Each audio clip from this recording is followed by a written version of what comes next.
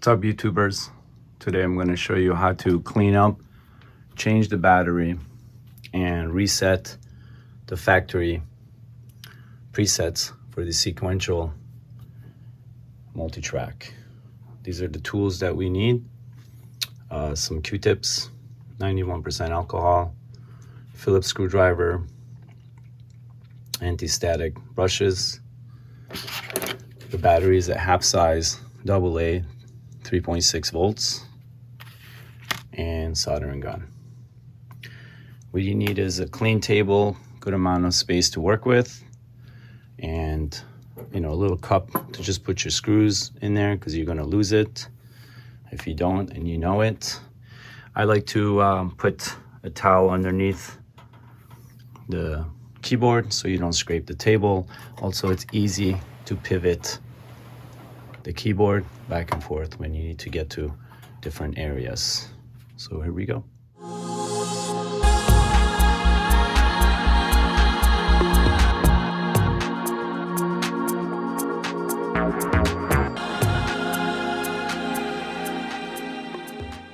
There are 8 Phillips screws that we need to open, 2 on each side, the top.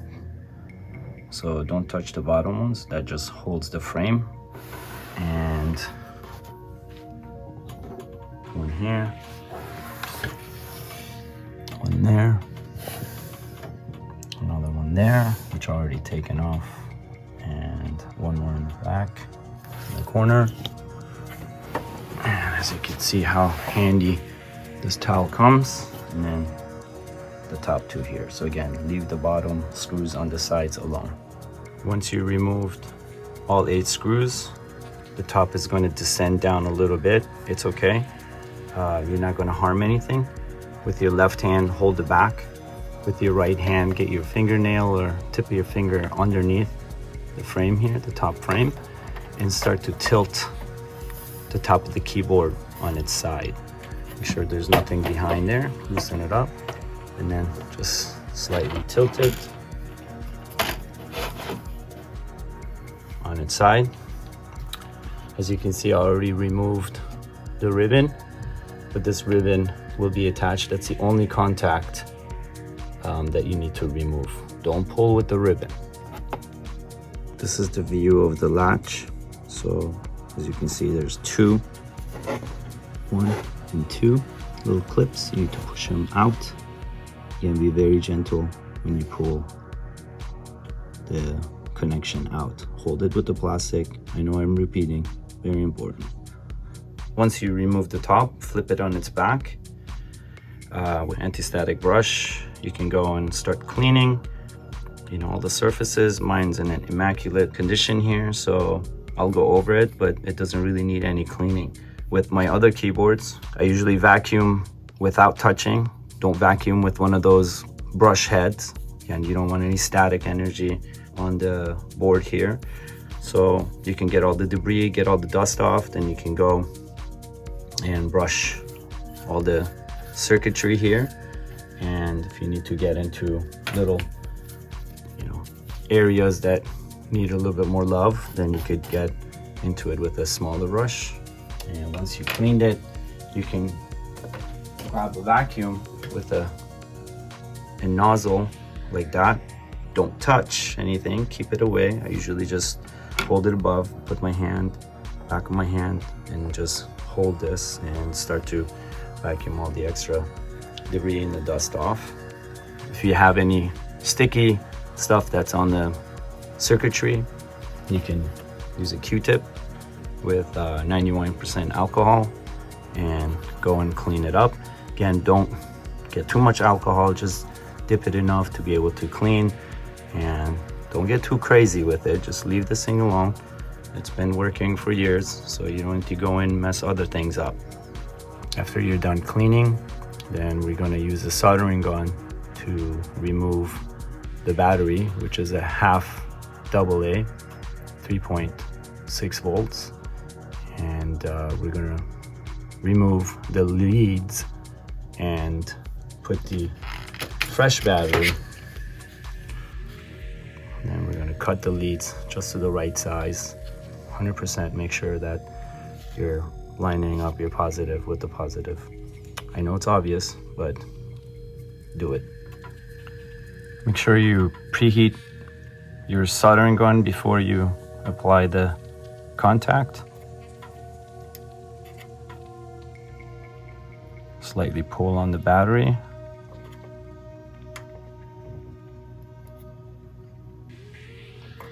And there we go. Make sure you don't sniff all that. Good stuff.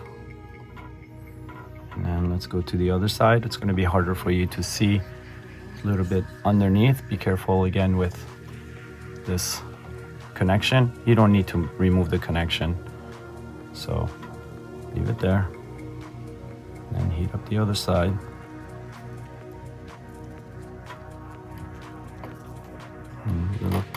Little tug. There we go. Make sure that the battery that you're replacing is a newer battery, and mine is made January 21. So here we go. We're gonna cut the leads to fit just right, and then solder back on. So here's a little trick that you can do to easily replicate. So what you can do is grab a plier and open slowly. So now you know the exact length that you should cut. Look at that. And you can match this to that. Grab your cutter. Done deal. Flip. Make sure it doesn't end up in the circuit board. I'm gonna move it away. There we go. Matching size. And then we're gonna curve that and put it down. Be super gentle when you're curving. You wanna make sure that you don't crack the lead off the battery. So be very gentle as you do this.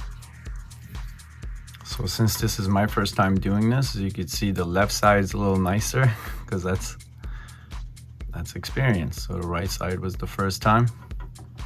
Left side was the second.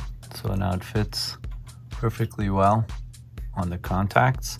What I did is also I put the battery on the table and I pressed it down on a hard surface, made sure it can nicely sit flat on the table with my fingertips. So you can press it with the edges of your tools, whatever you have, to flatten that connection.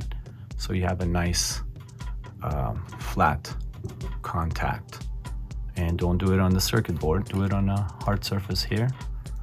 And make sure they line up really well. We're gonna clean the contacts a little bit before we start. Seat the battery down. Again, this does require a tiny bit of skill, maybe just to get the temperature and the solder just right so you have it seated and it cools off. So might have to experiment a little bit if you've never soldered before. You know, I don't solder often. Actually, I don't solder that much at all, but here we go. So let it cool off a little bit on that side so it seats. Again, I'm doing this with you. I'm always cleaning up my keyboards, and I thought to make a video for you guys. So I have a bunch of old synths and I'm going through it right now, and I'm reviving all of them, changing batteries for the ones that don't retain memory anymore, and this was one of them. And this one's a little tougher to get to, but it's not that bad. There we go, that one's got a good contact. Hold the battery and then remove. All right, now that it's seated, then we can apply a little bit more solder to make sure we have a solid contact. And don't hold too long to melt everything. Just, again, I'm not a professional solderer here, but I know not to hold it for too long to melt the areas that we already worked on before. Okay, that looks like it's seated well. We're gonna double check. I'm gonna get a little closer after I'm done to see if I did a good job. Yeah, that looks good. Take a quick look and make sure connection's solid. Looks good. Let's move on to the next. So before I put everything together, I want to show you how to clean the keys in case you have a sticky key or a non-working key. My keys work 100%, but I still would like to show you that during this video. So we're going to flip the keyboard around. There's 6 screws. As you can see, 2's missing on mine over there. That's why I tell you guys to use a cup. Someone's lost them, not me. So we're gonna remove these 2 and those 2. Once all screws are removed, we're gonna gently lift the back up. So that's again why I like to have a towel on there. It just protects your gear. So this metal piece comes off. This is a really easy keyboard to work with, surprisingly. Go to the side. Remember, before you go to put everything together, go to your hardware store and get those missing screws and put them in there. It just makes your keyboard a little bit more solid, and that's how things should be done. So I'm a big fan of, if it's not broke, don't fix it. But for the reason of this video, I will remove this for you. Again, my keys work perfectly fine, but let's take a chance for you since I'm here. Always use the right Phillips. Don't mess the heads up. Use the right tool. Here we go. I'm gonna open all these up. Once you loosen up all the screws, again, don't be lazy. Go get another little dish. Put all your screws in there. So this technology is shared amongst a lot of the keyboards during this era. And once you remove all the screws, very gently, we're going to move the board forward. You see these clips. There's only clips on one side towards the keyboard. So what we're going to do is lift the top. Again, I've done this for my Korg Poly 61, which I will make a video for you too. You're going to lean it up towards you and slightly push it forward, and it will pop up. And you'll see that we have these little rubber contacts. So there's a little pointy contact behind this. So when the key presses on this, as you can see, it pushes down onto the contact and turns the key on. So since I've opened this, I'm going to clean that also and clean this top rubber area. This is super important for you to be gentle. If you are cleaning, I'm not going to open all this up again. My keyboard works 100%, so I don't want to mess with this, because if you do tear this, these are hard to find. So look in the back, you see these little stoppers on the other end. So when you're pulling these out, you got to be very gentle. I have my Poly 61 already opened. What I'm going to do is stop the video now. I'm going to bring that one over and show you, because I'm not going to open these work 100%, but I will clean it up. So this is the board for my Korg Poly 61M, and I like to call this the spaghetti. And I've already moved the spaghetti gently, so I didn't rip those nipples off, because you can. As you can see, they seep down there. With a Q-tip and 91% alcohol, you go over these contacts. See them? And you start to squeaky clean them. I've already cleaned this completely. I'm gonna make a video for you with this one too.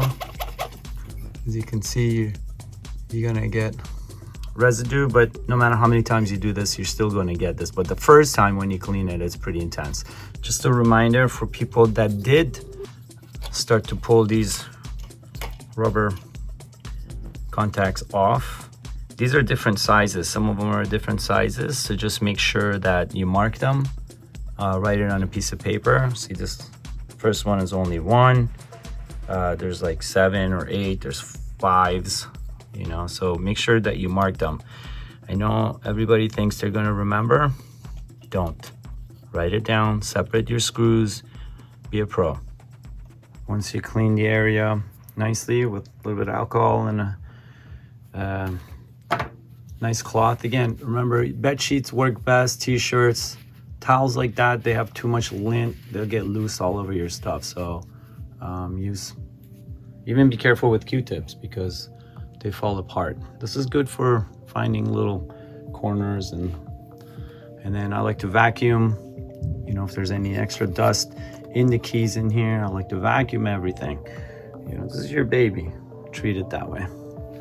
Another good tip is once you're done, flip the keyboard around, and with Q-tip alcohol, clean this edge here, because that's literally under the cover. If you really want that keyboard to be super clean, you see that it's hard to get it when the cover is on because it goes over there. So just go and clean that up too. Might as well, you're in here, dig in, and then we'll put the piece back on the back side before we do that. Once you got it nice and shiny, hit that vacuum one more time. Clean this just in case you got little Q-tip residues sticking in there. Might as well, just takes a second. Once you're done cleaning the keyboard, let's flip the circuit and let's just clean it here. Again, I told you I don't like to use alcohol on rubber because it dehydrates the rubber. What I did with my Poly 61, when I took these off, I just washed them with gentle soap and warm water. I let them soak in there, then I washed them with hand, just kind of rubbed them, and you'll see it in my video, and then flatten them on a cloth and let it dry out. So don't alcohol the rubber, bad for the rubber. So we'll just clean a little bit of the gunk. There's really no gunk in mine is in perfect condition. You can see there's a little dust still you can pick up so it doesn't go in. I do have a little bit of alcohol on this, but I'm not getting it on the rubber. Just cleaning the circuit board right across the side of the rubber. And change Q-tips often. Don't get cheap with Q-tips. And if you buy a little bit higher quality Q-tips, I'm not going to tell you what brands, the tips don't fall apart. Q-tips, it's already the brand. So yeah, now it looks good. I'm going to inspect a little bit underneath these guys too to see how they're doing. They look pretty good. I'm not going to remove it again. Don't fix something that doesn't need to be fixing. Even in the back of my head, it's like, take them off and wash them. I'm not gonna do that. I have to resist that thought. If it's not broke, don't fix it. With the dry Q-tip, I'm gonna run in between these little nuclear, what do they look like? The nuclear buildings. I'm gonna run them in between. And then I'm gonna vacuum from distance. You don't want the vacuum to all of a sudden suck one of these, just to get all the debris off of this, and then we'll move forward and put it back on. Flip the keyboard, put the card back on. The edges will go into these little clips, but you gotta be careful because you wanna make sure those little nuclear reactor buildings go in the holes correctly. You don't wanna bend them. You wanna make sure they all drop in. So you have to peek on there just to make sure they dropped correctly. And mine looks pretty good. Again, double check your work because you don't want to take this apart again. Once it's seated, I'm gonna put all the screws back on. Don't over tighten. Start to seat the screws in. you don't need to apply too much pressure. And if the screw's not going in, don't force it. Pull it out again. There's no forcing these screws. So just pull it out, wiggle it. Don't use a drill. You think your job's gonna go fast? Don't, period. Quick tip, if one of the screws don't sit well, move it to another hole. It's analog, baby, right? Don't try to cram it. If it doesn't work in that hole, it will work in another one. Once you put the screws on, double check, make sure all the nuclear reactors have gone in the hole correctly and it's sealed. Super important, because you don't want dust to get under there. You'll see it with your eyes. You just gotta get close. It's hard probably to see with the camera, but they have to fit in nicely. And then one last double check. See all these nipples? You should make sure that they're pulled out. Just look at them visually. So, because during installation you might have loosened one of them, and make sure they're seated correctly. Before we put the keys back and attach it to the back frame, put the frame down and again clean the inside really well, get all the dust out. You can do that with a little bit of just dampening with a little water. I like using 91% alcohol for everything but rubber. Let's leave the keyboard facing down, and what we're going to do is grab the frame, the back frame, and we're going to gently put it over the keys, and I'm going to line up the holes. So there should be 6 holes that line up, and screw them in. I am missing 2 screws, as I told you before, so I will go to the hardware store and find the right screw. Let's flip it. And if the screw is a little bit longer than what you have, it's okay, because you do have headroom for the screw to come up a little bit. It's not gonna touch anything. Okay, time to hook up the ribbon and install the top back on. Put the top on its side. Put a heavy object behind the top, because it could flip over while you're installing, because you might want to use both hands to install the ribbon. Line it up here slowly and make sure those clips are pushed out. There should be no forcing here. And slowly press that little guy in until it clicks. Press it in well. See, if I didn't have something behind, that top would have fallen on its back. Clip the right and the left in. Gently grab the top and make sure the ribbon is all the way in. And here we go. One step closer for this baby to be operating. Okay. And the back end's going to drop a little bit. It's okay. Lift the back end first. And just seat it in. You don't have to fully screw it in. Just to seat it a little bit. And then I like to go to the other side. I know I'm a little bit particular, but it's nice to seat the other side too. Then the top is sitting flat, because this bottom part is going to sit on top, so you don't have to worry about anything. Put the other screw in. Tighten the back too. And just a reminder, and obviously you didn't lose your screws because you used your cup. Moment of truth. Connect the power. MIDI in, coming from your computer's MIDI out. If you have a sound card or USB MIDI, whatever you're using to output MIDI from your computer. And obviously a 1/4 inch output to your speakers so you can hear what's going on. First time you turn it on, it's going to say 1, 2, 3, 4, 5, 6. Mine says 0 because I already tested my SysEx dump. And if you know how to work with your Right, you put it on frequency.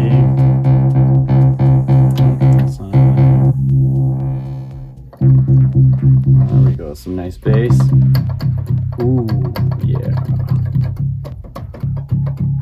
I was thinking about selling this, but I might have to keep it now.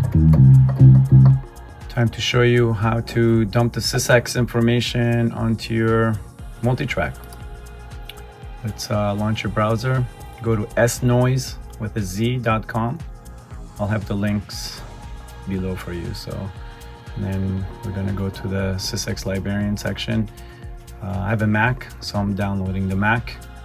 Once you downloaded that, then go to my website, dirtyhertz.com. Again, I will have the link for the multi-track factory default SysEx preset onto my site too, so you can just download that, and the link is below. Once you download the SysEx librarian, you install it and you launch the program, and you download the multi-track factory default from my site, and then you could just drag and drop it in there. It will tell you that it's not going to stay in the program. Wherever the SysEx information resides stays there, so it doesn't matter. You just keep it in a good safe place, and all you got to do is press program record, and you go back here and you highlight a multi-track. I have other things here too, and then you hit play. Voila, it's finished. And then you exit, and here you go. 12, 22.